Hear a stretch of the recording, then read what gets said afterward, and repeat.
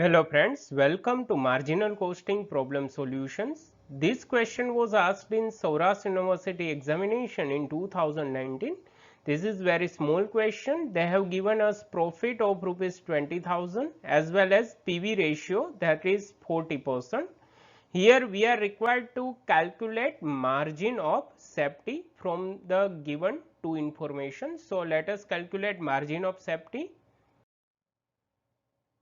To calculate margin of safety, we will apply this formula: profit divided by profit volume ratio, that is PVR. Here profit is 20,000, profit volume ratio is 40%. So 20,000 divided by 40%. In this case, we will receive margin of safety rupees 50,000.